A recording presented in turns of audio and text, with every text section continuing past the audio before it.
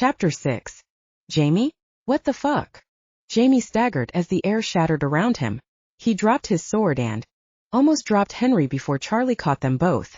White and yellow shards littered the floor of Charlie's living room as if a window had exploded. Who the hell are these people? Charlie demanded. Where the fuck did you come from? I mean, everything got really warm and then the lights flashed and the bulbs blew out and then you appeared. Hey Charlie, this is Henry and his raven and…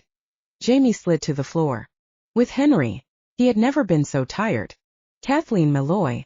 Here Charlie, is it? You take the bird. The witch laid her staff on the floor and handed the stunned Charlie what appeared to be an equally stunned bird. I didn't know where else to take Henry to get him safe, to get them all safe. Jamey and Dr. M gently helped the naked and bleeding Henry onto the couch. Henry moaned, clearly in pain. This was the first place I thought of. Charlie stared, the raven gingerly held against his chest. Outside the snow fell even faster. The world was turning white. Jamey and Charlie did what Kathleen told them to do. Yes, rubbing alcohol is fine, Charlie, and I need more towels. Let the raven sit over there for now. Jamey, look in the kitchen for anything soothing to drink. Charlie said it was okay to put Henry in AL's room. The raven perched above Henry on the headboard, and Charlie spread newspapers on the floor at Dr. M's suggestion. Jamey had never been inside AL's room and was surprised how organized it was. Pants and shirts hung neatly in the closet while books, spiral ring binders, and papers were just as neatly stacked on the desk. That Al actually had one of the new personal computers on his desk was scary. Jamey hadn't said more than a few words to Al the whole time he'd been sleeping on the couch. He had no idea Al came from a family that could afford such a luxury and believed such things weren't evil. Jamey had brought a manual typewriter to school, a gift from his grandparents, and had ventured into one of the VCU computer labs a few times, and only then because he had to. Sunday after Sunday the preacher had the same message: computers are evil, use them at the risk of your soul. If you must use one, directly or indirectly, always pray before and after. He watched Dr. M as she gently stroked Henry's forehead and his thick silver streaked black hair. The best thing for him is sleep. Werewolves have amazing recuperative powers. He'll be fine, Kathleen said to Jamey, who was hovering a few feet away. Leave him be for now with his raven. You go on back in the living room. Need to set some words and we should probably explain a few things to poor Charlie. Thanks, Dr. Malloy, Jamey said, his face scrunched against tears. Seeing Ronan change like that. Is there anything else I should do? He added quickly. Are you okay? I'll be all right. You go on. Jamey didn't believe her. He could still hear Ronan shriek as the horns burst out of his skull. I'm fine, she repeated. Go on. I need to set some wards. Talk to Charlie. Jamey left his sword on the bed and very gently touched Henry's face, traced the folds of his eyes, the curve of his lips, the line of his jaw. The raven watched as he did. How did that bird get so attached to him? Jamey wondered what it ate, if Charlie had any raven chow. The raven will look after him while he sleeps, she said softly. Jamey touched Henry's hand, then reluctantly left.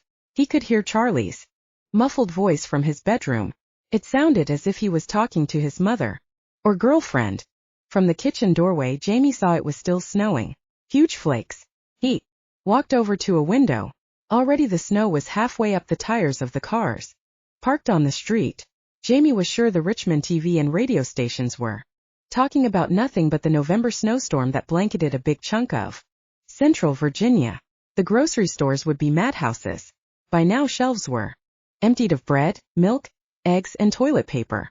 Jamey turned as Charlie came in the living room and sat on the couch. Can you answer a few questions, man? Sure. But it's all pretty new to me too, Charlie. Give it a shot. Start by telling me what the hell is going on. Jamey stumbled through an explanation of what godlings and watchers were, and was attempting for the second time to explain who and what the old ones were. When Dr. Malloy slipped into the living room, she looked so tired, Jamey thought, and so sad. Dr. Malloy? From Longwood, right? Nice to meet you. Charlie ran his hand through his short blonde hair, pushed his brown horn-rimmed glasses back on his nose. Jamey's been filling me in, but it's okay if I ask you some questions, too? I'm sorry, but a lot of what Jamey said doesn't make any sense. Are you Really a witch? Charlie was on his second or third cup of coffee. Jamey could hear the jitteriness in his voice, along with fear and excitement. Muffin, crumbs, bits of orange peel, and an apple core littered a plate by his coffee cup. Jamey handed Kathleen a cup of coffee and a toasted bagel smeared with cream cheese that he'd saved for her. I could use the coffee, thanks, she said. You were asking where witches come from, Charlie? Well, as far as we know, witches have always been part of humanity. Magic is a term for a deeper knowledge of how the universe works. What kind of witch are you? Charlie asked. Kathleen smiled gently. Do you mean am I a good witch or a bad witch? Charlie grinned. She's a very good witch. Jamey looked at her. Dr. M, are you okay? I'm so sorry about Ronan. He started crying. Charlie began to say something, but Jamey shook his head. No. It's all right, Jamey. Tears welled up in her eyes. If I keep talking, I can bear it. I think I can bear it. Charlie, my fiancé Ronan, was what we call a watcher. Watchers are beings who, most of the time, look human and live among us as humans. When they wake up, they become monsters who look like devils. Some can go through their entire lives and never know. They are sort of like sleeper agents. In all the chaos, Ronan's watcher self was awakened. Maybe by having the others close or when Gracie called to them. Did you know? Did you have any idea? Charlie asked. No, I didn't. Let's talk about something else, okay? Turns out it's harder than I thought. She wiped her tears away and visibly refocused. Here's the thing, Charlie, we can't leave you here. The other watchers will come here, so you're not safe. So, Charlie said, watching her. Just because Jamey's my roommate, I'm in some crazy adventure without anyone asking me if I want to be in it. She looked at him. I'm afraid so. I'm guessing this isn't how you plan to spend the weekend. Charlie leaned back. Look, I just want to go home for Thanksgiving. I want to see my girlfriend. If Jamey and I hadn't been in the same project group for Anthro, none of this would be happening. Will these watcher things really come after me, Dr. Malloy? She and Jamey nodded. Charlie sighed. So I guess all this witch and werewolf and magic stuff is real. Does anybody want any more coffee? Kathleen smiled. More coffee would be nice, thanks. Kathleen turned to Jamey after Charlie left the room. As soon as Henry is healed, which most likely will be by tomorrow, our quest begins. All this magically produced snow will go away. A lot, most of it will be gone by tomorrow. The Watchers only called up the storm to hide what they were going to do. They will start hunting again, and this place reeks of magic. I can't protect or shield this apartment thoroughly like the safe house, so we have to get out of here as soon as possible. She paused and appeared to force herself to refocus. As for what happens next, I have some ideas about where to start looking for the key, but you'll need to do some homework. Homework. Loki left clues and stories that have been passed on in one form or another, from one secret keeper to the next. One of the common threads is that the key is hidden in plain sight in a place where people see it every day as ordinary, and it has an ordinary, or rather a human purpose. Like a door key? Charlie called from the kitchen. Possibly, she responded. Or a clock key. Dr. M, I need to tell you something, Jamey whispered. I tried to leave Henry when the Watcher attacked. I couldn't. When she hurt him, I couldn't stand it. I know, she whispered back. It's okay. Here you go, Charlie called out a few minutes later as he returned to the living room with a steaming pot. Fresh coffee. So where do we start looking for this key? What's it supposed to unlock? Charlie, I'm really sorry, but I need to talk to Jamey alone about this. It's too dangerous for you to know more than you already do. I don't want anyone else to get hurt or worse. Worse than? Charlie handed her a full cup. Thanks, and yes, worse. After Charlie had gone back into his bedroom and shut the door, Kathleen turned to Jamey and spoke in a low voice. You should go to the British Museum in London first, then to the Cloisters in New York. That's another museum. This key is probably very old, and the British Museum has an extensive key collection. She poured herself another cup. I also have a feeling about the British Isles. There are many ancient sacred places there, and call it witch's intuition, you need to go there. As important. But first we have to find the key. I've been thinking of where to look. If the key is an ordinary real key, it could be either a door or a padlock key or a clock key. It has to be in plain sight. Ordinarily those kinds of keys are not out in the open, but in a museum they would be. When Dr. M said London and the British Isles, Jamey felt sharp surges of energy, exactly like the one he and Henry had felt when Loki's hair turned into a corona of flame. The tunnel and the cave were in England or somewhere in Britain. Jamey was sure of it. What is it? We have to go there, to England, to Britain. I felt it, I saw it. In the dream. Lessons. Dr. M stared at him. Why didn't you say something? I couldn't, not until I heard, felt a connecting spark. He wished he could be more articulate. He tried to tell her who had shown them the tunnel and cave, but his mouth closed involuntarily on Loki's name. All right. Not yet. Then I guess you're going to London, to the British Museum. Will I need a passport? Jamey said with a nervous laugh. No. You jumped here and you'll jump right into the museum. I've been there. They don't ask for passports to go into the British Museum, and admission is free. You can do this. How do I jump to a place I've never been? Images. I'll show you images to focus on to direct the jump like you did to get here. On my laptop. Damn. It burned up and the one in my office is too far away. Does Charlie have a computer? No, he uses the lab at school. AL's let him use his when he's not around. Jamey gulped and mentally pushed back the countless warnings about the evils of computers he had heard in church. If I absolutely have to, I can, but they scare me. Kathleen shook her head. I'm going to be using the computer, not you. I just want you to see the pictures and study them. You can do that, I know you can. Jamey smiled yes, knowing he didn't really believe her. The witches will tend to their dead, she snarled at the other two watchers, who stood beside her in the snow. Around them, in bits and tatters, were the remains of the net Kathleen had cast. Gods, that had hurt. Still hurt.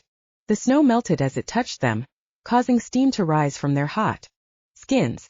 It infuriated her that only one of the witches was dead, not the other woman and those two miserable boys. The snowstorm Ella had conjured had actually kept her from completing her task. As for the witch-turned-watcher, gone rogue, she would break his neck if she caught him. He had resisted the wake-up command, fought it, and run off. If he had obeyed the command, this would have been over. He was supposed to do so without questioning or resisting, so he was made. Had his watcher persona been dormant too long? Had it ever been awakened at all? She hissed. She had no time for such questions. She barked out another command and retracted the storm, though it would take a day or more for the storm to recede completely. They had to be found, the witch, the werewolf, the godling. After Ella had been released from the net, the two watchers released the older witch, Gracie, who begged them for mercy. She had done what she promised. She could keep a secret. She was a witch. She had.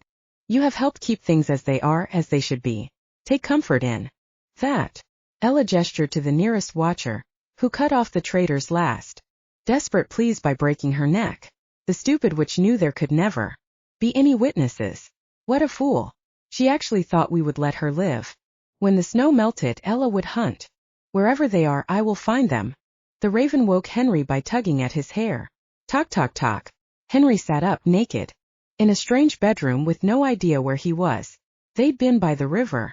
Gracie had betrayed them. She'd almost beaten him. Ronan had turned into a monster. Snow had started to fall.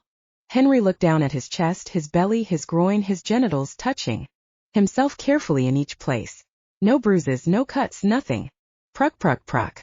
What is it? The bird nodded its head toward the door, and Henry listened. Dr. Malloy. Guy I don't know, and Jamey. She sounds okay? No, flat. And Jamey sounds so tired. Henry felt his heart turn over. He's safe. He's okay. They were talking about him, they were waiting for him to get better. He'd been hurt. Henry sniffed. They are all so scared, Jamey the most. And poor Dr. M is in such pain. Henry swung his feet to the floor and stood. Maybe whoever this room belonged to wouldn't mind if he borrowed some clothes. I need to figure out how to carry extra stuff if I am going to be taking off my clothes a lot of the time. He found a hooded VCU black sweatshirt, with the stylized gold ram in the center, and jeans that were slightly too big. He didn't bother with this unknown boy's sneakers. I'm just borrowing his clothes. I'll bring them back. Promise. With the raven on his shoulder, Henry started to turn the bedroom doorknob, then paused. He'd only done this at Larkin's, when he was trying to avoid Carleen when he wanted to hide in the garden center. But now he knew how. He reached out and gathered shadow around him. If anyone looked in his direction they would see the wall, the door, the curtains, but not him or the bird. Nor could they hear him. He gently opened the door wide enough to squeeze out and eased his way down the short hall to just inside the living room, where he paused to listen and watch. Charlie was telling Jamey that his mother would call again tonight or the next day. She said she would keep calling. She's really worried, man. Jamey shook his head, muttering that he had no idea what to tell her. He suddenly looked across the room. Henry, Jamey said, puzzled, his head cocked to one side. What are you doing? He's not up, Jamey. Why don't you go check on him? He probably needs to eat. And the Raven needs to go outside, and we need to spread some newspapers on the floor in the bathroom. Werewolves heal fast, like I told you. He's going to be fine. Kathleen stopped and looked where Jamey was looking. You see him, don't you? With the sight. Henry. Yeah, he's right over there. I'm here. Henry dropped the shadow. They all stopped talking when he appeared, this time slowly, as if invisible smoke was clearing from the room. The Raven was perched on his shoulder. Henry sighed when Jamey wouldn't look him in the eye, and again when he smelled Jamey's desire, rich and heady. That afternoon, as the snow finally stopped, Jamey and Henry sat with Kathleen to begin the quest. Charlie got them started. Al lets me use his computer when he's not here.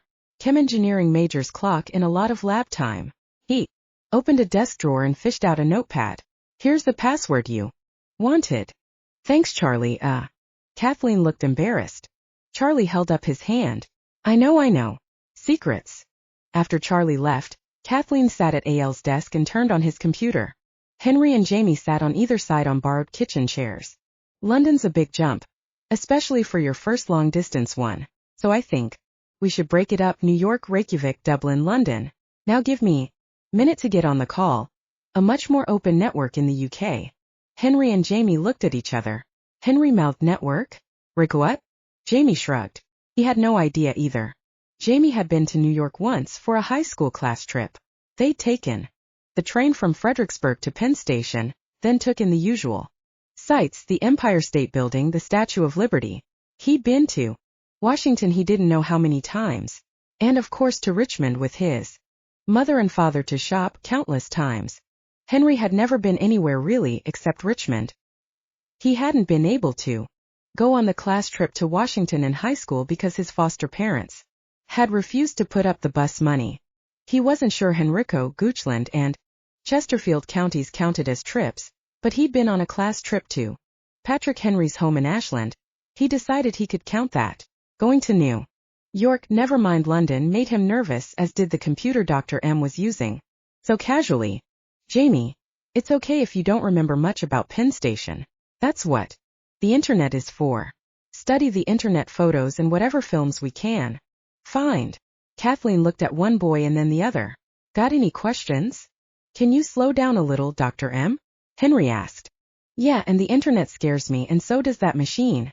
It's what the Minster says all the time, how bad it is. I'd never touched one until VCU. Me neither, except the one in the library a little while ago, Henry muttered. Kathleen shook her head. The minister says a lot of things are bad, doesn't he? It's not true. Watcher-fed hysteria and fear, that's what it is. Trust me. All you have to do is study the pictures. Jamey wondered then if she was having doubts he and Henry had what it took to be heroes, whatever that was. He wanted to tell her he wasn't just having doubts, he was terrified. Using these machines, okay, what other choice did they have? I know, but still. They wouldn't have one at the public library if it was bad, would they? Henry asked. It's not true, Kathleen repeated. You trust me, yes? Both boys nodded reluctantly. Kathleen pressed on. She showed them pictures of Penn Station and New York crowds, a huge electronic board. They studied an online map of the station, and she pointed out the safest places to jump to avoid bumping into people and reduce the chances of being seen. She showed them Reykjavik and Dublin, London, and the British Museum, the huge Great Court. More maps. A safe house in Cornwall so they could rest and recharge. The downstairs is a bed and breakfast in summer. Here's their website. There'll be a keeper. I'll give her a shout. All right, too fast, sorry. Then back to Richmond before trying the cloisters and maybe the National Watch and Clock Museum. Jamey felt another spark at Cornwall, and he could tell from the expression on his face that Henry had as well, so they had to go there too. Could we take notes? Jamey asked when she showed them pictures of the front of the British Museum. Did it matter how many columns the building had? Gee, loves this place, I get it, but whoa. He looked at Henry as she found a notebook on Ael's desk. Henry looked back, shaking his head and hiding a grin behind his hand. All right. It's just this is the likeliest place in England if the key was hidden in a museum. I so love to browse through that reading room, Kathleen said wistfully, as she stared at the picture on the computer screen. She had been to London some time ago, when she was a graduate student in Dublin. Henry wondered if Ronan had been there with her. You think you got it, Jamey? At least what each place you're jumping to looks like. Jamey nodded and shrugged. Henry squeezed his hand. He knew Jamey wasn't sure if his newly trained ability to jump or his sight were going to be enough. Never mind using a magic sword. I'm not sure either, he thought, if my shadow is up for the job. The raven pulled at his hair, as if in support. Aren't y'all hungry? They all jumped at Charlie's voice. He stood in the doorway. I've done all my homework from now until Thanksgiving break next week and a day after. Wrote it. Damn term paper. Let's eat. You gotta be hungry. It's past dinner time. All right, Kathleen said, her voice tired and heavy.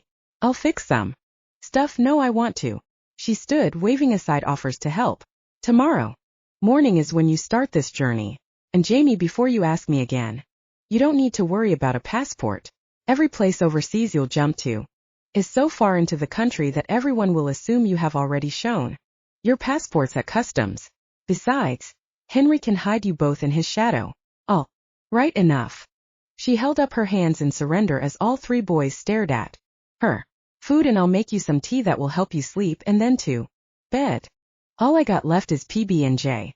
Maybe some soup, Charlie said. That's fine. Dr. M turned off the computer, and Jamey was inwardly relieved. At least she hadn't asked him or Henry to touch it. They followed her out of the bedroom and, after she turned down again their offers to help, sat on the couch. I know you can't tell me exactly, but you were planning where to look for this key? Charlie asked. Yeah, how to get there, what to look for. What are you studying? Henry asked. I'm pre-law and history in this semester. Jamey nodded, realizing as Charlie talked that he really missed school. That seemed so far away now. A little while later, Dr. M called from the kitchen. Guys, come in here and drink this tea. It'll help you sleep. Jamey held the cup and inhaled and wrinkled his nose. I know it's bitter. I added some honey and tried a few spells, but it's still bitter. Just drink up, Kathleen said as they drained their cups. Now eat. You can sleep in my room, Dr. Malloy. There's a private bathroom in there. Charlie said after inhaling his sandwich. I'll put an air mattress down in here. Jamey, you can take the couch, I'll get you a sleeping bag, and Henry, you can stay in Ael's room. Henry wanted to kiss Jamey and take him into Ael's bed, but he did neither. He was glad Jamey had let him squeeze his hand, holding on to the comfort of that touch. Henry curled up instead with his raven perched above his head. Talk, talk. Talk into his ear, sounds sinking into his brain. Henry's dreaming shifted. Then between wolf and boy. The wolf dreamed of running. The boy of sex and love and Jamey and green shadows and watchers. The boy dreamed of looking for his mother. Jamey wanted to kiss Henry and be kissed by him, to touch him and be touched, to slip out of the blankets Charlie had given him for the couch and get in bed with Henry. Instead he listened. He heard Dr. Malloy crying in Charlie's room, and repeating Ronan's name over and over. He wanted to comfort her, but this grief was a solitary thing. He pulled Charlie's sleeping bag over his head, and made himself remember Henry, sitting with him at the desk, looking at the endless pictures and his goofy smile. Jamey dreamed about sword fights and a bright being teaching him the moves. He dreamed of watchers. He dreamed of the pictures and places Dr. Malloy had made him memorize. He dreamed of going home, of his mother and father, his little brother and sister. He dreamed of Henry, he dreamed of sex. Ella and the other watchers under her command didn't sleep. They hunted. Jamey woke up once an hour or so after going to sleep and staggered into the bathroom. Then he carefully opened the door to Ael's bedroom and eased inside. After standing by the bed for a few moments, He gently smoothed Henry's hair, stroked his cheek, kissed his forehead. Holding on to that, he went back to sleep in the blankets on the couch. An hour or so later, Henry woke, stretched, went to the bathroom and quietly walked into the living room to stand over Jamey and watched him sleep. He knelt down and, with the tips of his fingers, touched Jamey's lips, his ears, stroked his hair. He leaned forward and whispered "I love you" into Jamey's ear, then very, very carefully got up and went back to bed. "Jamey, wake up. It's your mom on the phone. You want to talk to her?" "In the kitchen." "Yeah, what?" Jamey muttered after Charlie had shaken him awake. "Your mother on the phone. Go talk to her."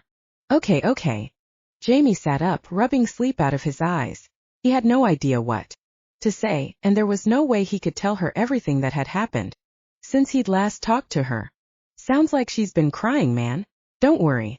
I didn't tell her about you. And Henry and that sword." Still rubbing his eyes, Jamey wandered into the kitchen and picked up the phone as the kitchen door was closed behind him. He took a deep breath and spoke into the receiver. "Mama." That one word broke the dam. Where had he been? Why hadn't he called her?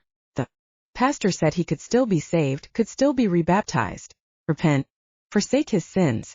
She was praying for him, she loved him, and she wanted him to come home. If he would just come home, everything would be all right. He wanted to tell her about Henry and how he felt, and that he was scared, and that maybe he loved Henry, which was scary for both of them. And there was this quest, and he was a godling, and maybe she was too, and Henry was not that yet. He knew then, as his mother kept talking, that he didn't want to give Henry up, and if he went home he would have to. Jamey was surprised how relieved he felt after admitting it to himself. If he went home, everything couldn't be all right. The Watchers would come and he would lose Henry. He would lose Henry. Jamey knew with a sudden clarity that that loss would be unbearable. He took a deep breath. "Mama, I've made up my mind. I love Henry whether or not I go to hell for it." "I'm so sorry, Mama, but I can't." A white light flashed outside, as though a giant camera had exploded. Dr. Malloy slammed the kitchen door open.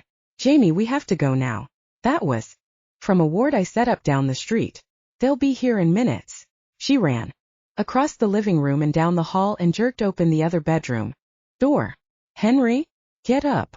"Mama, I gotta go. I love you." Jamey hung up, cutting off his mother's wail. He had to grab his sword and protect Henry no matter what. Jamey stopped short when he saw Henry standing in the hall doorway, holding the sword. "Hey Jamey, thought you might need this." "Henry, I need to tell you. I just talked to my mother and I love you." Dr. M ran back into the living room and thrust a shirt into Charlie's hands, then grabbed her staff. "Everybody quick, Henry, Jamey, hold hands, get the raven. Charlie, hold on to me." With a quick glance around the room, she shouted, "Jamey, jump." Another white flash filled the living room, the air snapped and they were gone. Jamey stood on the hearth, shaking as his sword fell with a clang to the floor. Henry staggered and fell. Charlie appeared, then stepped back and knocked over the andiron set. Kathleen caught herself before she tripped. Glowing shards of white littered the floor and the coffee table, the armchairs by the fireplace and the door. The wood in the fireplace burst into flame. Bonnie held out her arms and pulled Kathleen to her, as she crooned wordlessly into the grieving woman's hair. Jamey, Henry, and Charlie all hesitated and then, as Bonnie gestured for them to come closer, wrapped themselves around the two women. A little over an hour and a half later, after the glass had been cleared away, tea brewed, and the animals settled down despite the presence of the raven, Jamey and Henry were back on the gray hearthstones, this time somewhat tentatively and nervously holding hands. Kathleen stood in front of them, scrutinizing them. Jamey felt sure she was trying not to think how much depended on two uncertain, scared, and inexperienced boys. Jamey was terrified, and he knew Henry was too, and not just of the Watchers. They were both scared of each other. No time to think about that now. The last hour and a half had been an odd mixture of frenzied gestures of affection and weird moments of calm. Bonnie made sure they had something to eat while Kathleen helped them find clothes for rainy, cool London. They had a full backpack including some trail food, and they wrapped the sword to make it look like a lacrosse stick. They also prepared a canvas bag for Henry's clothes when he was in wolf form. Charlie had taken Jamey aside for last-minute advice, but not about going to England. "Jamey, don't blow this. It's the real thing. I can tell. You're not talking about the quest and saving the world, are you? No. I'm talking about Henry. I told Mama I loved him. I told him too. I'm just so scared. That, Charlie had said, grinning, is so normal. Afterwards, Jamey and Henry and Kathleen reviewed the images of places where Jamey would be making the long jumps across the Atlantic and back. Like skipping stones, Jamey thought, across a pond. Now remember, she said, you will need to recharge before coming home. You probably both will. Don't forget. I won't let him, don't worry, Henry reassured her. Kathleen spoke kindly but firmly. I wish we could take more time, but we can't. When the Watchers surround this house, and they will, jumping may not work. The longer we wait, the more difficult this will be. You must find the key or none of us will ever be safe. That protection program Ronan talked about, it's too late. They stood on the hearth. Jamey's sword, wrapped like a lacrosse stick, stuck out of his backpack. He held tight to Henry's hand. The raven sat on Henry's shoulder. Kathleen, Bonnie, Charlie, and assorted beasts stood facing them. Thumbs up. It was time to go.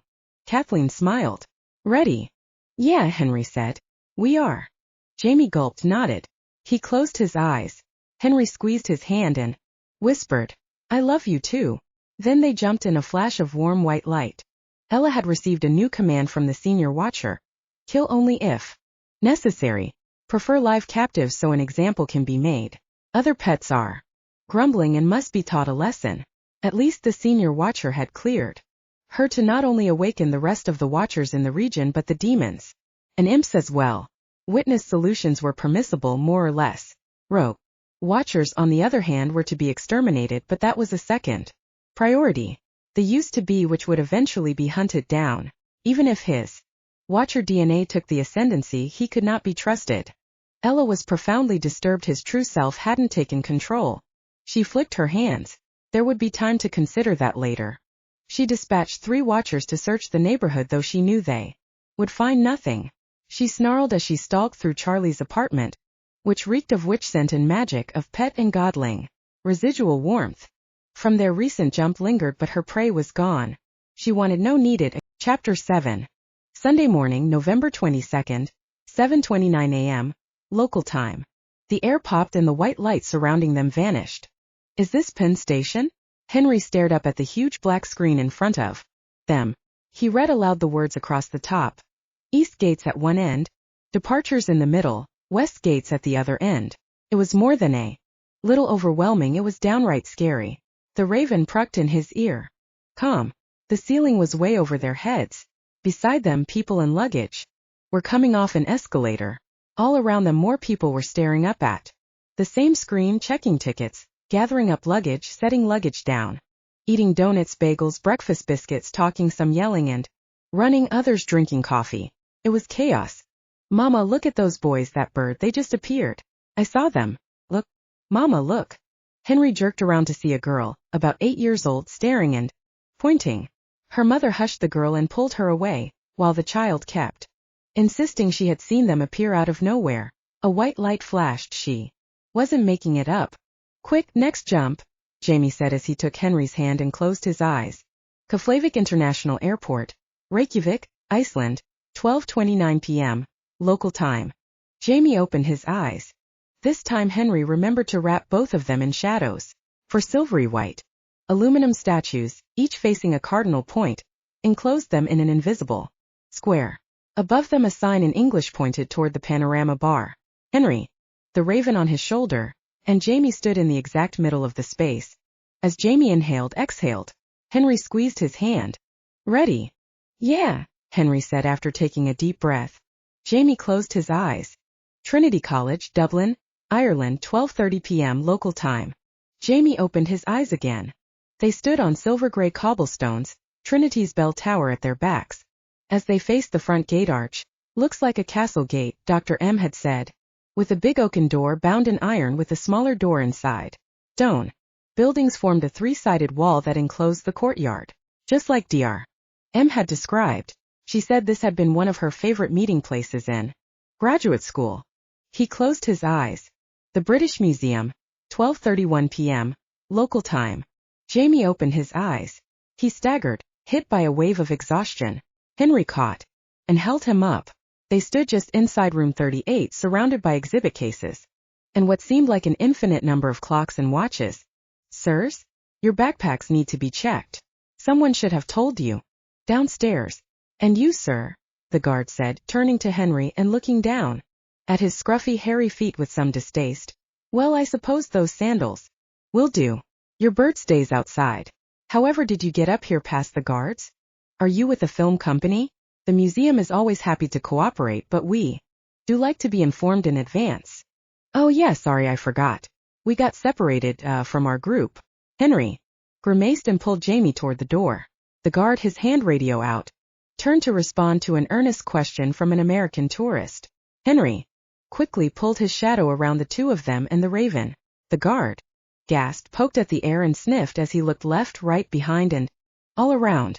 The tourist looked with him and shrugged, and the guard, who was still shaking his head and surveying the area, pointed her in the right direction, then stepped back to the door.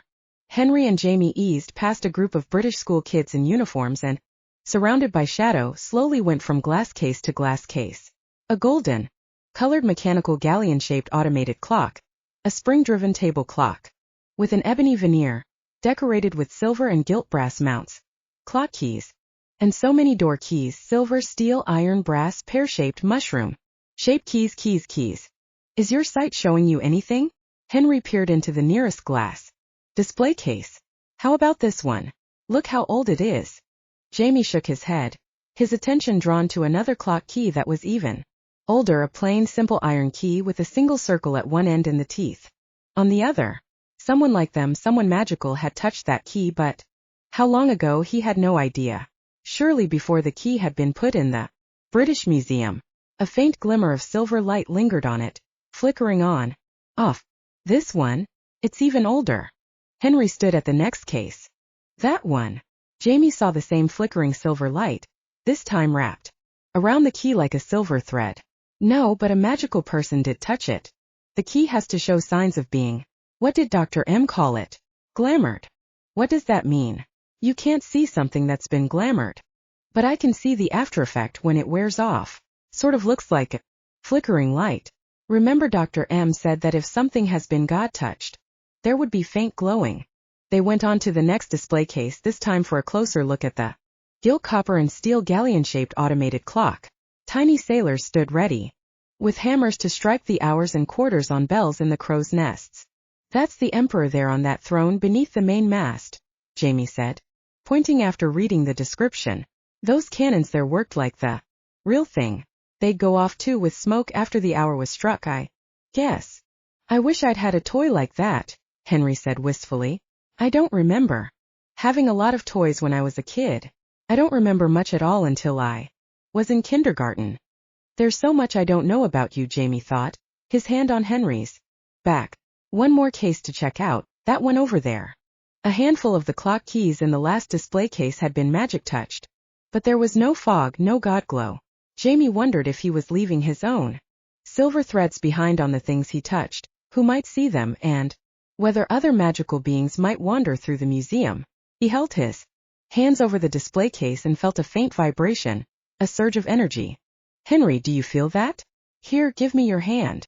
Whoa, yeah, there's some charge left. Look, we're soaking up the leftover magic. They stopped at the door to the next exhibit room, Medieval Europe. None of the keys here have ever been glamored or god-touched. Jamey pulled Henry out of the way of a gaggle of British school kids. So, we came here for nothing? Well, we had to check things out. Watch out for that guy, he's going to walk into you. Remember that dream, the tunnel, the cave? That's somewhere in England or nearby, like Wales, Jamey said. I remember. What's the deal with Cornwall? Where is it? The safe house is there. She showed us on a map west of here on the coast. Remember? When Dr. M said England and the British Isles, I felt something, and something even stronger when she said Cornwall. Come on, let's get out of here. He saw exhaustion in Henry's face and knew his own face probably mirrored Henry's.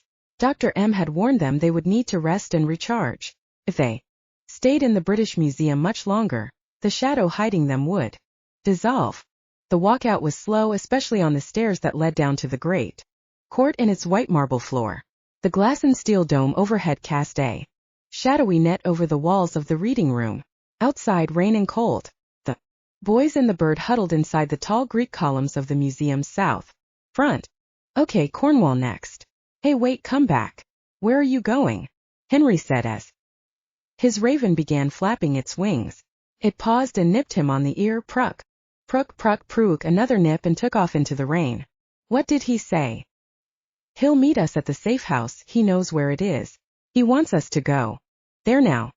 He has friends here at the Tower of London he wants to visit before heading to Cornwall. Jamey yawned. Of course he does. I wish we could look around. I mean, this is London. We're in England, and all we've seen is one room in the British Museum. Can you keep that shadow up for a little longer? I don't think I can. Take us to the safe house just yet. Yeah, I think I can. Let's go. Henry swallowed a big yawn. Not only did he need to rest, he needed to change and run as well. But Dr. M had warned him not to do that in London. A big black wolf running around even in Hyde Park, with all its dogs and swans, was likely to attract too much attention, especially from the Metropolitan Police. He wasn't sure how much resting he was going to be able to do, not until the change energy found some release somewhere. If he couldn't go running in Cornwall, maybe he could pace while Jamey slept, although he would need a lot of pacing. He hoped the safe house had at least a good supply of meat, even if it was only sandwich meat. Jamey nodded. Once I get some rest, I'll zap us there. I could try flying, but I don't really know what the limits are yet, like for how long or how far. I can fly while I'm carrying you. Never mind, let's just walk and see this tiny bit of London until we find a place to sit for a few minutes so I can recharge some. I wish it wasn't so cold and rainy. Henry's shadow kept out the rain but not the cold. Light came through it as if they were wrapped in a thin gray veil. Most of the time neither paid much attention to the veil, and in full sunlight it was almost invisible. Rain, and this was a downpour, turned Henry's shadow into a translucent curtain. Even so, Jamey was glad for the walk. They went past the museum's wrought iron fence and left on Montague, making sure to avoid the people just coming down the steps in the museum had meant bumping into 2 or 3 kids, with the last one yelling at his brother to stop bumping him. Mum, did you see what Edmund did? I did not bump him. And that couple on the steps who sounded like they were French. The man actually poked Henry with his umbrella when he opened it. Dr. M had told them the first time using the shadow for an extended period and covering 2 people would be like that. Eventually they would get used to it and stop overcompensating.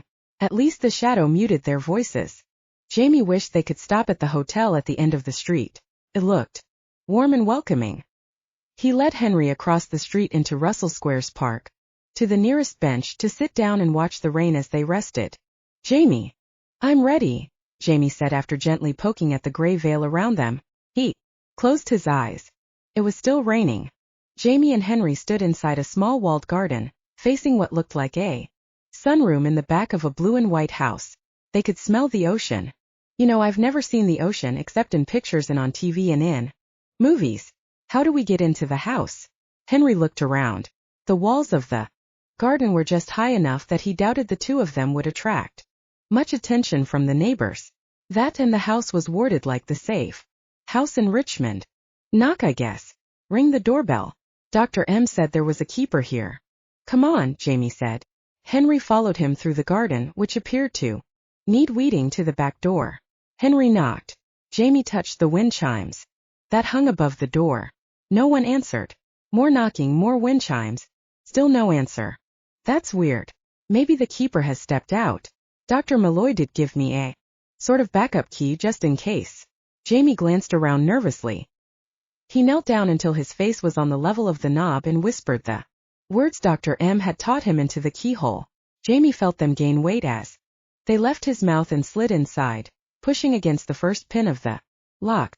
He heard a barely audible click, then the next pin and the next, and finally he could turn the knob and open the door. A short wood floor hallway led them into what Jamey would have called a den back home. It had a television, a couch, chairs, bookcases, and magazines, and newspapers on a coffee table. He glanced at the headlines: the war in Iraq, bookshop chain boarders battling to stave off collapse. He realized he had no idea what was going on outside of all this magical craziness. Hello? Is anybody home? Jamey called. No one answered. This is spooky. Henry stood close to Jamey, his arm around him. Look. Jamey pointed to an envelope on top of the television. He picked it. To the American guests. That's us. What's it say? A family emergency in Northern Ireland, Jamey read out loud. The house. Wards and alarms are all in place. We'll be back by nightfall. Make yourself at home. Welcome to Coverack in Cornwall. He looked at Henry and shrugged. Let's just drop our stuff here and go down the beach. It can't be far away. The beach, Jamey?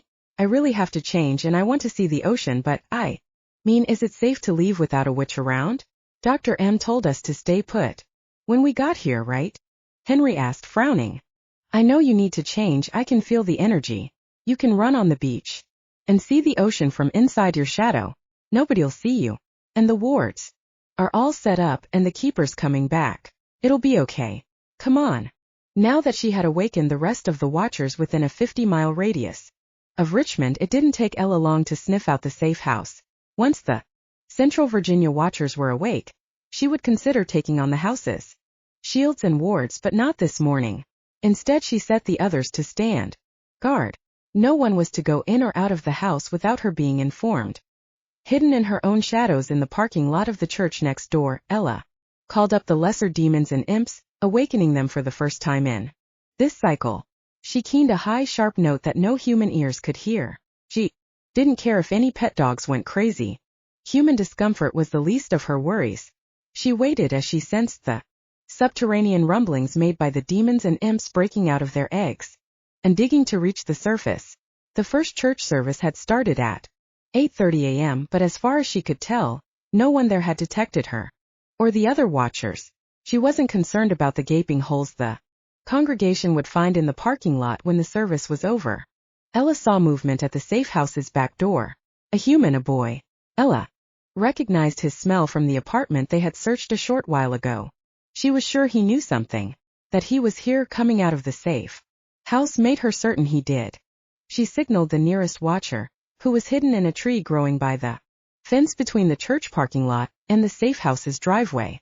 She gave the same signal to the next watcher, the one closest to the church, as the parking lot bubbled and erupted, chunks of asphalt rising up, breaking, pushing cars up and over, breaking windows and twisting metal. The newly hatched demons came out, first one, then another, crawling out of the dirt and launching themselves into the air. Some were the size and shape of fat pigs with scaly black wings and yellow fangs. Others looked like small, winged crocodiles with gray tusks and smoke and flame coming out nostrils. Still others lizard-shaped and winged snakes. The imps like little watchers. They swarmed around her, sniffing, pushing against her, purring as they pressed their scaly horned heads into her hands. At that point the church door opened to the delicious sounds of humans screaming. The other watcher had shown himself. The watcher in the tree looked back at Ella and gestured toward the human boy. He was coming toward the fence, probably because of the screaming. Did she have to tell them everything? No initiative? But he could have just awakened. She nodded. The watcher swooped down and caught him, sinking its claws into his shoulders. As it jerked the screaming boy into the air, blood darkened the boy's shirt. Time to go inside the church. A half hour later the demons and imps hovered around Ella in the sanctuary, waiting. All around them were overturned pews, Bibles and hymn books broken and torn. She extended one toe claw to nudge the body of the boy from the apartment lying on the floor. This boy had held out longer than she expected, and somehow managed to break free of his captor and help 3 children get out the front door. A futile gesture. She had planned to let just about everyone inside go. Ella knew nobody would believe them. Like most humans, the apartment boy snatched from the safe house had proven weak and had told her everything, so she now knew where to send her minions to find the godling and the pet. They were in England. Ella leaned down and raked her claws across the body, then took a deep breath. This boy smelled of the other 2. She gathered the scents in a soft cloud in her hand. You and you and you 3. Here. She blew the small cloud at the 5 demons hovering above the body. Their claws and fangs were bright with the boy's blood. Track that. With a whoosh of leathery wings they were gone. You and you 3, take this body, she said, gesturing at the dead boy, and take it outside and throw it over the fence. Now she thought, we wait. I could use a rest. Henry stared at the ocean for a long moment. I've seen the ocean on TV. But this is different, the smells, the way the air tastes. Henry shook his head. We'll go again, I promise, when this is over and when it's warm. Now go. On, give me your clothes. Change and run.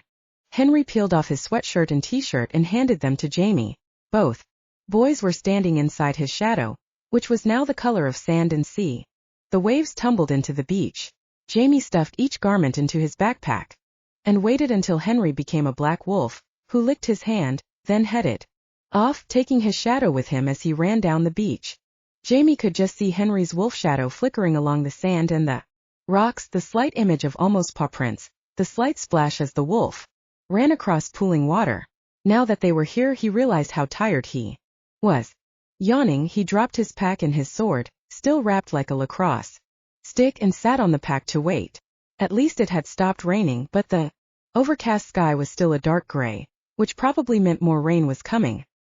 He pulled the hood of the parka he had found in the safe house over his head, wrapped his arms around himself, and stared at the cold sea while he waited for Henry to return. The wolf ran. It ran inside its shadow, past walkers, past wetsuited swimmers. It ran on the wet sand and across the rocks at the edge of the rumbling gray Atlantic. It ran along the crescent curve of the beach. It ran to feel its body, its legs stretch and move. It ran to feel the wet ocean air against its fur. It ran for the sheer pleasure of moving. When the wolf, still inside its shadow, came back, it found the boy asleep, sprawled on his back.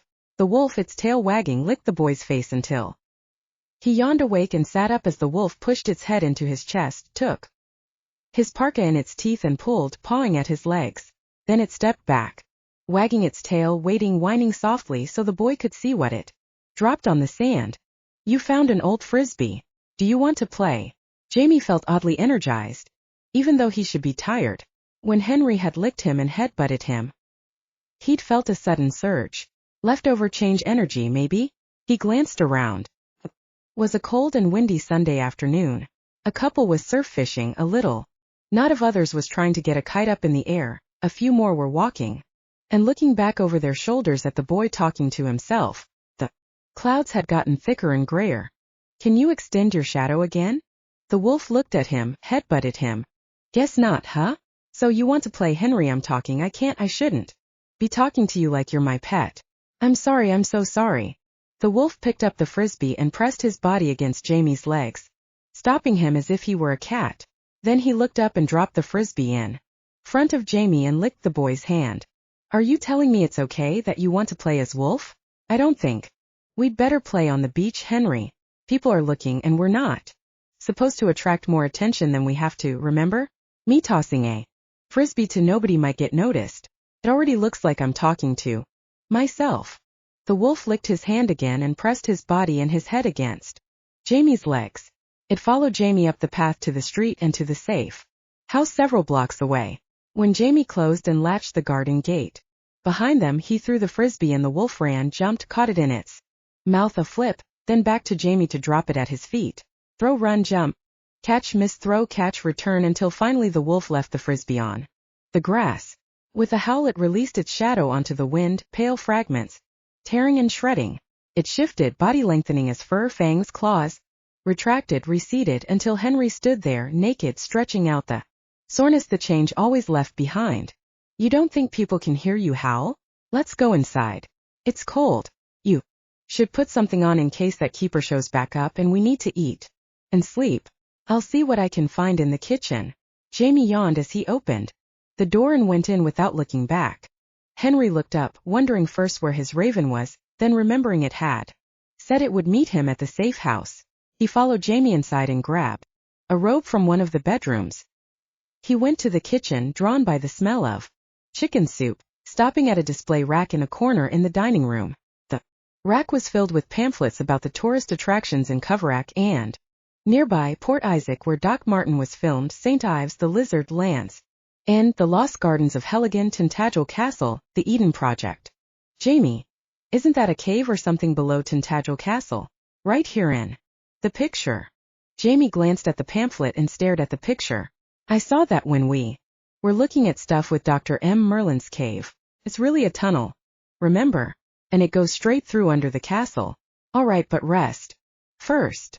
After the boys ate the hot soup, along with some bread and canned fruit and leftover meatloaf, Henry took Jamey's hand and led him down the hall to the room with the big bed, dropping his robe at the door. The demons rode the screaming winds high over the Atlantic, the sea below. Hidden by the thick clouds, they passed 125 transatlantic jets. Ella had told them not to tease the passengers, but the imps and demons couldn't resist pressing their fanged faces with their red and green and black glowing eyes, their snouts, muzzles, noses and trunks against the windows until someone saw them and screamed. It was mid-afternoon when they arrived, their glamour ragged and torn on the front steps of the British Museum. They sniffed. The prey had been here but was gone. The scents were fading, washed away by the steady rain. They flew down Great Russell and then Montague, until they came to Russell Square. A scaly black-skinned demon, its wings spread wide, sniffed through the grass and stopped at a bench not far from the now-still fountain. The others crowded behind it. The demon smelled prey and magic, faint, lingering. It screamed and gnashed its teeth as it spit sparks. A screaming yellow imp dropped out of the air, onto the back of the scaly demon, pushed it aside and inhaled, then shot straight up, screeching. The other four came behind it, like a grotesque jet contrail. They streaked west. Henry was pushed awake by the weight of another significant impending moment. So many heavy moments. The raven was shrieking at the bedroom window as Henry disentangled himself from Jamey. Henry looked at the bird and gestured toward the front of the house. The windows were spell-locked and he had no idea how to open them. He reached down and shook Jamey's shoulder until he woke, yawning and bleary-eyed. Henry ran to the front door. When he opened it, the raven, shrieking, landed on his bare shoulder, pulling at his hair, pecking at his skin. "What does he want?" Jamey asked sleepily from the hallway, his voice muffled, as he pulled his sweater over his head. "We're in big trouble. Demons are on the way and the keeper still isn't back," Henry said, his voice tense and scared, as he stepped down into the garden, the raven frantic on his shoulder. A minute later Jamey was behind him, sword in hand, as the black bird flew up and out toward the east and back down. "That was nice being in bed together," Jamey murmured behind him, his lips close to Henry's ears. "Yeah, it was. Hold on. Look there."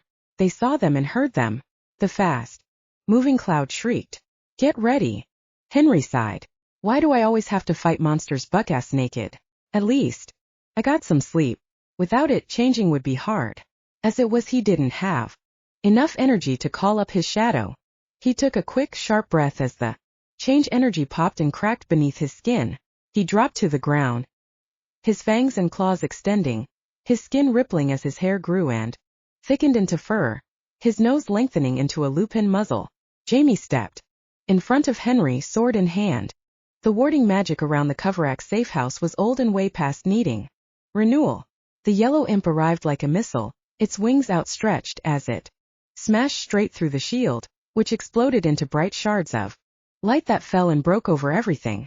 Jamey swung his sword, just missing the yellow imp. Henry leaped on the nearest demon, closing his jaws around its neck, which broke with an audible snap.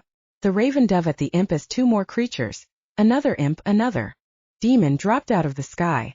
Sirens, screams, car doors opening and slamming shut, people yelling, running. Jamey was stunned. These monsters were visible. These monsters, which had to have been sent by the Watchers, were visible to humans. That moment was all a green imp needed. It slashed at Jamey's face, ripping his flesh from right ear to right jaw. Warm blood filled Jamey's eye as he swung his sword, this time connecting with the last creature that had come out of the sky. One more demon, this one like a small dragon. Flame singed Henry's fur. Jamey cut its head off in mid-flame. "Put down your sword. Now." Behind Jamey, at the gate from the street into the garden, stood a Cornish policeman, his gun drawn. The yellow imp slapped the raven into the face and jumped on the wolf's back. Jamey slashed straight over the wolf's head, slicing off the imp's forked tail and half a wing. The policeman fired. The yellow imp screamed when the needle-tipped dart hit it and fell, twitching with convulsions as green blood oozed out of its mouth. The air sparked and caught fire around it. The wolf yelped, grabbed the raven in its mouth and ran toward Jamey. Two more policemen ran up. The wolf jumped. The first policeman fired again. The wolf fell, its body jerking and twisting. Henry, no. Jamey dropped back, taking the writhing wolf down with him desperately. Holding it, the raven and his sword. He closed his eyes just as all three policemen fired. Tintagel, 3:12 p.m. local time. Are you all right?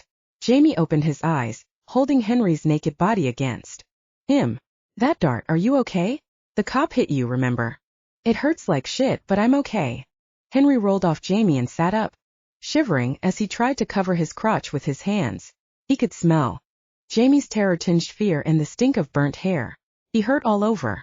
His left leg twitched from the needle dart, and the burns on his buttocks and lower back throbbed. They were at the top of a flight of stairs that led down to a jumble of rocks, and a narrow beach and the sea.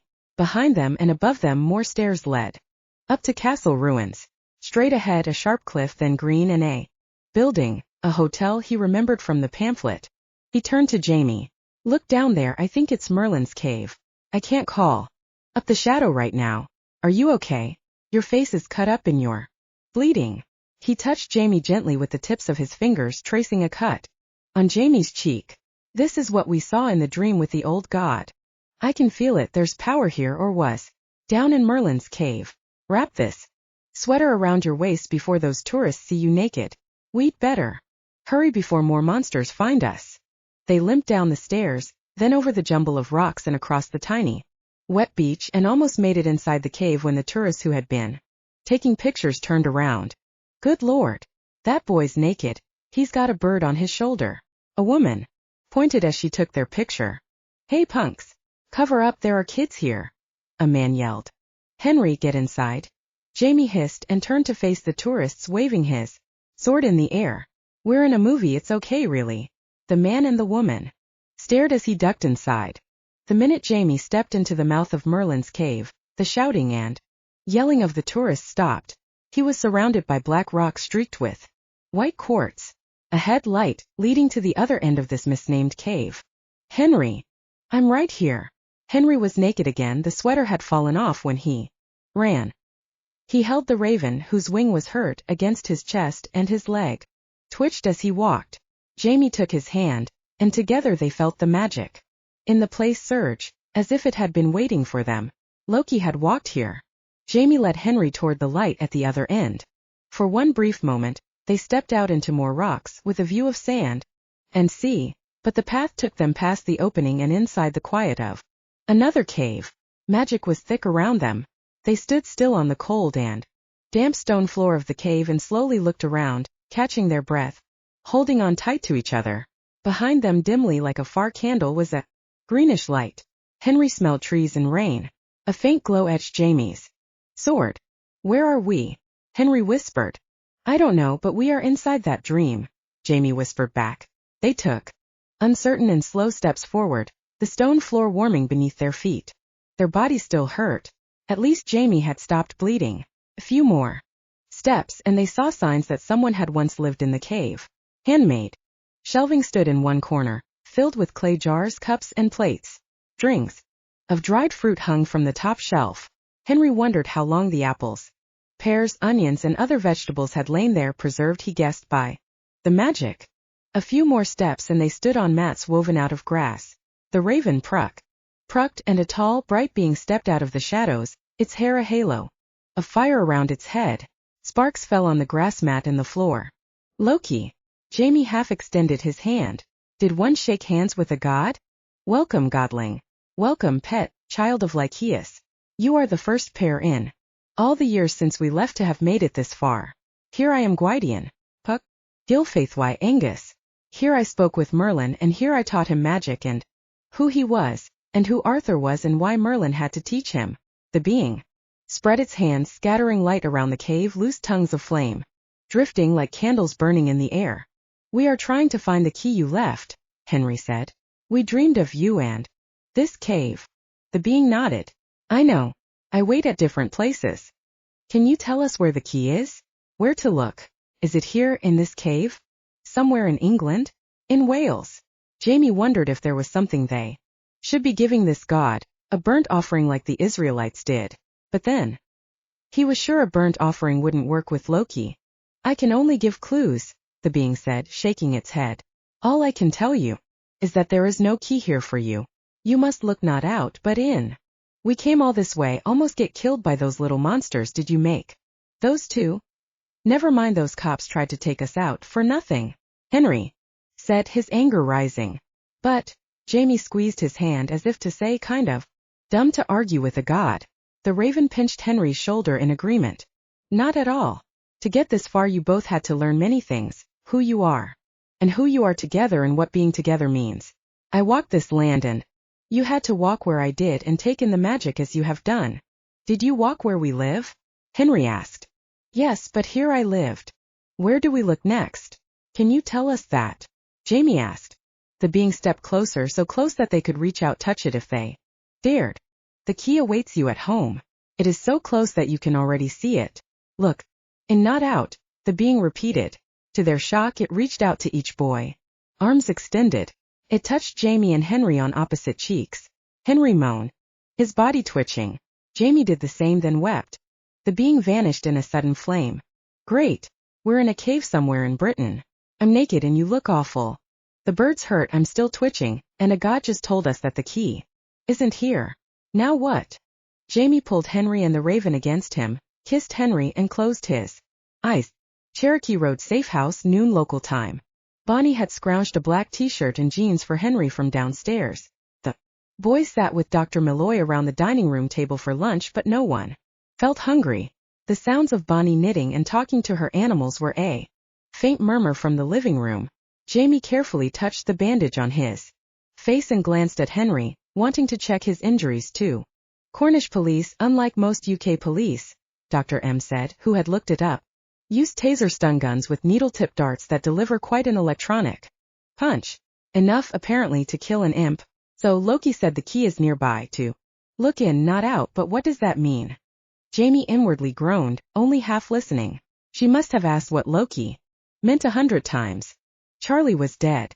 Jamey held his head in his hands, his emotions going back and forth like a ping-pong ball. He was okay, Henry was okay, but Charlie was dead. It's our fault. The Raven slept in an open cage in the sunroom, his wing bandaged with magic. And a splint. His sleep was deep, magically induced. How many hours had they been awake since leaving in the morning for England, via New York, Iceland, and Dublin? Dr. Malloy seemed intent on explaining everything and not talking about Charlie. And Jamey noted, not talking about Ronan. Jamey felt awful, sad and guilty. Dr. Malloy wasn't just grieving for Charlie, she was still grieving for Ronan. It was hard to believe that had happened only yesterday.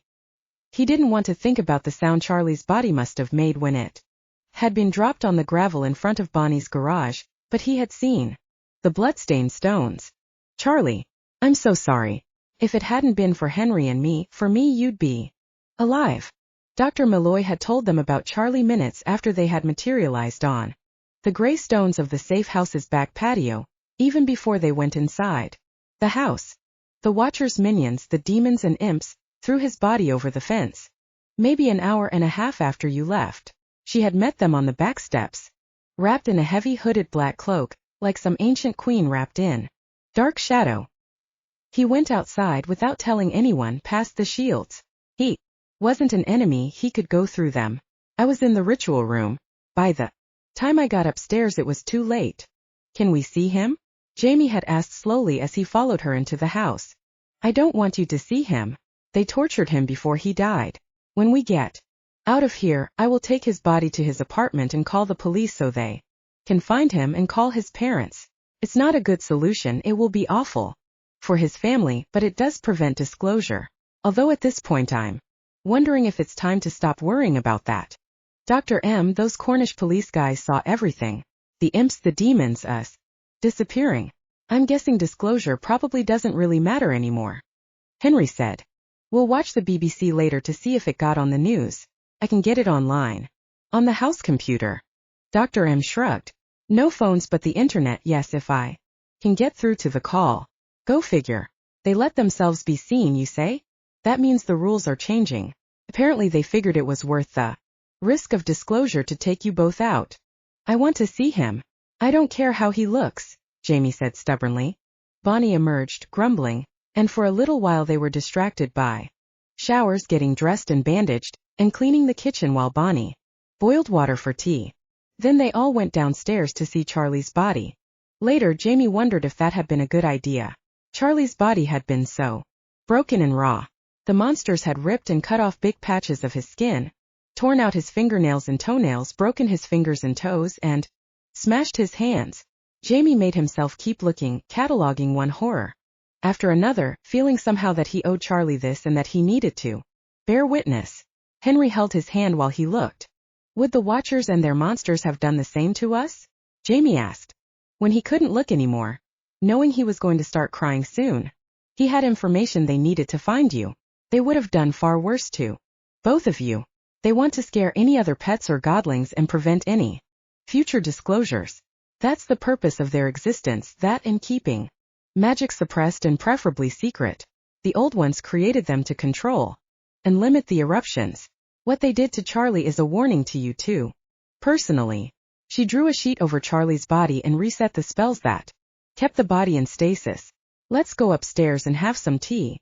Nobody seemed to know what to say next, so they sat around the dining room table in an uneasy silence. Henry cleared his throat and collected plates, cups, and uneaten food, and carried everything back into the kitchen. When he came back from the second trip, he stood still, looking first at Dr. M and then at Jamey, then at Bonnie, and finally at the silence that lay between all of them. He cleared his throat again.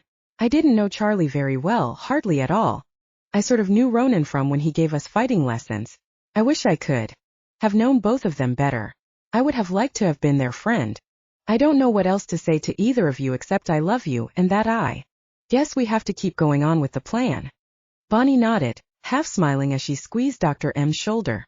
I'm not the best with words myself, but Charlie was a good person and Ronan was too. He fought so hard not to hurt us. I don't want what happened to be without purpose, Kathleen said.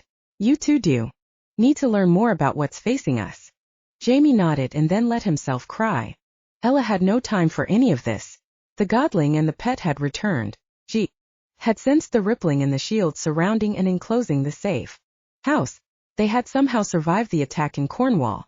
The demons and imps she had sent were dead and worse had been seen. She called out to the Watchers in Cornwall herself, waking them up, sending their instructions on the wind. Deal with the police before it is too late. She sniffed and extended her hearing. Oomph! There were fools outside, performing an exorcism. She paced back and forth in the sanctuary, her forked tail twitching as her wings quivered. The Watchers who weren't guarding the safe house stayed back, far out of range of her fangs and talons. More demons, more imps, and a direct assault by at least one Watcher should drive the exorcists away with a memory erasure to follow, even if a few died in the course of it. So be it. The rest wouldn't remember what happened, and if they did, they would probably be too busy praying for salvation. She turned to the Watcher who was guarding the sanctuary. Do it, get rid of the fools outside. He looked back and nodded to the next senior to her, male with skin the color of ripe tomatoes. Both bowed their heads to her. Preventing disclosure was no longer quite so important. Henry closed the door to their room, then turned to face Jamey, who had flopped across the bed on his back after taking off his shoes and his socks. They had only slept in coverrack, their naked bodies wrapped up in each other, but still just sleep. Now they were going to bed early. The Raven was upstairs recovering. I can't stop thinking about Charlie and what they did to him, and about Ronan, and what happened to us in Cornwall, and what the god said. Jamey stared at the ceiling. Henry knew he should feel exhausted and they should just sleep, but he wasn't tired, not anymore. They were alone, and Jamey hadn't gone into the bedroom. Across the hall, Jamey smelled of desire. He also smelled of fear, an old scent and a new one intermingled. The new one Henry couldn't yet name, but it had something to do with why Jamey wasn't looking at him right now. I'm scared too. At least this time the smell of love isn't hidden. They both smelled of love. They killed Ronan, the Ronan we knew. He was a good guy. He taught me stuff and helped me remember and how to use a sword. He and Dr. M were going to get married. Charlie was my best friend, just about the only friend I had here before you. And if you'd been a second sooner jumping, that cop would have tasered you in your head or your chest or your heart. Those things pack a lot of electricity, Dr. M said. You could have died. You could have died. That was the unnamed fear. Henry slipped out of his jeans, sat down at the edge of the bed and pulled his t-shirt over his head. I didn't die and neither did you. I'm right here. He reached over and wiggled Jamey's left foot back and forth, then rubbing his leg, slipping his hand under his jeans. They could kill us before we find this damn key. If it's not in the British Museum, where else will we look? Jamey sat up on his elbows. Dr. M said all the museums would be guarded now anyway, so forget that. She did say she had to do more research, but with her books burned up she needs to go to a library, maybe at VCU or over to UVA in Charlottesville where there are really old books not on the internet. The key waits for you at home. It is close to Godling and Pet. You can already see it in Not Out. What the hell does that mean? Henry stroked his face where the god had touched him.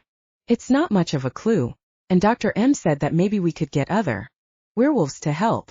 Call up the rest of the witches. Henry wasn't sure how he felt about meeting werewolves or how they could help, but that could be sorted out later. More witches sounded like a better idea. He kept stroking Jamey's leg. The scent of Jamey's desire grew thicker and richer.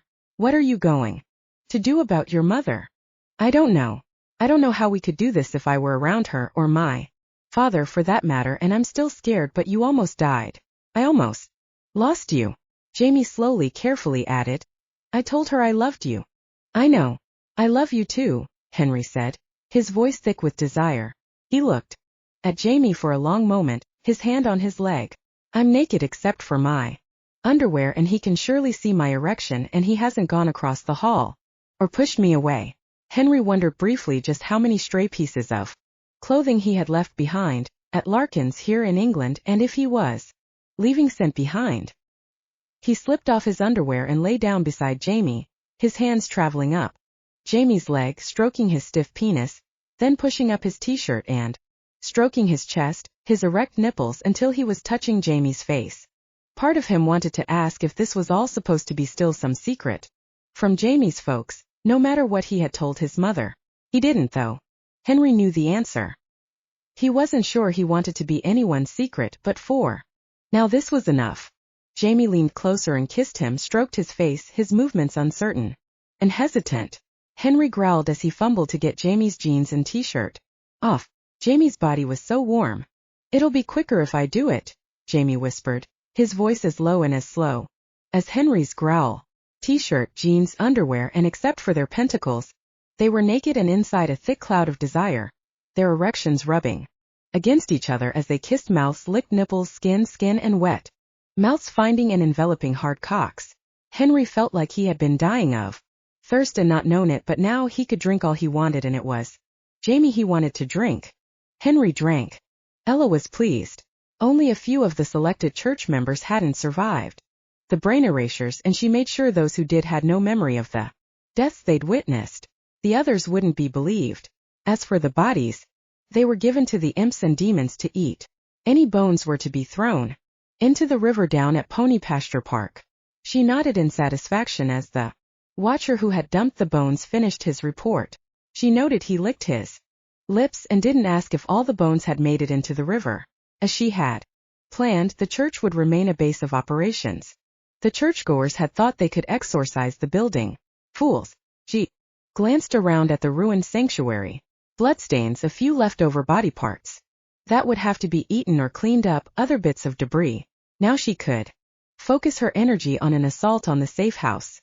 Their wards were strong, but against a full sustained assault they would break. The magical eruption would come, but once this was settled, it would be easy for the watchers to control it. After that, almost everyone could return to sleep in their human personas, knowing it would be a long time before they were awakened again. She would go to the caves to rest and regenerate. Henry and Jamey dreamed, but this time they watched and listened as if the dream was a TV program or a movie, one about Dr. M. The camera sometimes seemed to be on her shoulder, sometimes floating beside her, above her. Kathleen Malloy walked through tall grasses to the trailhead just past the tree line. She looked back once at Bonnie, who stood in the middle of the field surrounded by her animals, the Siamese perched on her shoulder. Their image flickered and dissolved like smoke and fire in the wind. Ahead, a hazy green light permeated this forest. She kept walking as the green haze now Fog moved around and over her, through her legs, up her arms, a kiss on her face, a ghostly hand on her hair. The green fog grew thicker. When she could no longer see the path or the branches hanging over her head, she held up her staff, willing it to shine with witch light. The fog retreated, pulling back from both sides of the path. She kept walking. The air was cool, the sky dark and mostly hidden by the forest canopy, the light green and yellow and fading. The forest on either side of the path was dense, the trees so close she could see only a little ways in, and what she did see was obscured in shadow. The world was quiet. No noise except for her feet on the leaves and the packed earth of the path, and occasionally the distant sound of animals and birds muffled by the dense forest. The path shifted and twisted, and she stood before a small stone house, surrounded by a circle of oak trees. Smoke curled up and out of the chimney. Gauzy curtains veiled what was inside. Trumpet daffodils in paper white. Narcissus bloomed in flower beds below the front windows. Kathleen knocked on the door. In the dream the boys saw a family resemblance when the woman opened the door. Chestnut brown hair, the dark green wide-set eyes, and the shape of the face. They could hear the voices of the two women. Dia dut, hello grandmother of my grandmother Kalichin Admaid, the witch in the wood. I've come to ask you what you remember of the secrets. I've come to ask where Loki hid the key. The witch in the wood nodded and stepped back. The camera shifted from exterior to interior, and the boys saw a small room with a floor of polished golden wood, covered with bright yellow and orange and red rugs. There were 2 high-backed rocking chairs, an armchair, and a low table set with a teapot, 2 cups, and a bowl of sugar cubes, a pitcher of cream, all in shades of blue. A fire burned in the hearth. The witch pointed, and Kathleen sat down in one of the rockers. The witch poured the tea and handed her a cup. You have traveled a long ways to get here, granddaughter of my granddaughter, secret keeper, to learn what you already know. I am dreaming you as you are dreaming me, the witch said, her warm lilting voice like soft velvet. I don't understand. I don't know how to find Loki's key. We were told it is in plain sight. It could be anywhere. Kathleen took a deep sip of the strong tea. It's not anywhere. It's there where you are. It's where they are, the two I hear you thinking about, great-great-granddaughter. It's in the city. It's in an action. Richmond, Virginia? Loki's key is in Richmond. The witch in the wood sighed. I can give you what was given me. Here, this is for them. It will ripen when it is time for it to ripen. She blew across her open palm. A tiny gray cloud formed and drifted across the room to settle on, then disappear into Kathleen's palm. There is one other thing. The house shook. Both women sat up sharply. The house shook again, and to Kathleen's horror began to buckle and tilt, sending everything crashing to the floor, including the hearth fire. Smoke filled the room and the floor split as the gold, the red and yellow and orange melted. Thunder, enormous rocks of thunder. A scream of thunder was so close the lightning had to have struck a few feet away, and Henry sat up, blinking at the sudden bright light in his face. There can't be lightning underground. What's going on? What happened to the witch in the wood? Where is Dr. M? The bedroom filled with people. The raven yanked his hair. Get up, both of you, the house is under attack. The watchers have breached the outer defenses. We have to leave before the failsafes kick in and everything is destroyed. Here, get dressed. Dr. M snatched up clothes from the floor and threw them at the boys. Jamey, can you get us out of here? Get going, you two. Bonnie stood just outside the door. Henry could smell her fear across the room. He shrugged off the bird and pulled a shirt over his head and elbowed Jamey, who was incredibly still asleep. I'm not doing this naked this time. He jerked on his jeans as Jamey rolled over, looking befuddled. He shook Jamey again, helped him dress, put on his backpack. What? Go run. There was a deafening clap of thunder. Bonnie was frantic, and her dog was barking, her cats yowling. Get us out of here, anywhere, Jamey, Dr. M ordered. Henry took his hand and reached for hers. She took Bonnie's. Jamey closed his eyes. Nothing happened. Jamey opened his eyes, breathing hard. He was clearly in pain. Henry caught him before he fell. I tried. I don't think I have enough power yet. I need more sleep, but I felt something in between stopping me. Jamey gasped. More thunder. There are enough watchers out there to block a godling, at least one who hasn't fully recharged. Bonnie will have to take the back door out of here. The failsafes will kick in when the next shield is breached. Move it, Bonnie yelled, and they followed her out of the room and down. Down more stairs, running, and finally into a narrow low tunnel lined with brick and stone. Henry held Jamey's hand as they kept running, heads down, their only light from Dr. M's staff. The explosion came when they could see gray light just ahead. A minute later they were outside, emerging into the night somewhere near Pony Pasture Park, near the river. Henry looked back to see the tunnel collapsing, dirt and rock falling, and above the trees the glow of more fire. For a moment they stood still in the cold of the night, the river murmuring behind them. The house is gone, Bonnie muttered. I hope it took a lot of them with it. Now Godling, get us out of here. Where? Jamey asked. Charlie's apartment will be watched. Not London or Coverack or any of the other places between. That's what they'll expect, no matter how much power there is in England and Wales. We need to stay here. Maybe someplace at VCU. And I can get Coven help there. Dr. M kept looking around them. Let's go. Before the police and the fire department show up. I can't even give Charlie's family a body to bury. She paused. My cell phone, the one I gave you guys, the number 4, I left it in the house. Damn. Shut up, Kathy. Forget the damn phone, you can get another one. Now Jamey, Bonnie ordered. Henry took Jamey's hand again, and Dr. M took his and Bonnie hers. Jamey closed his eyes.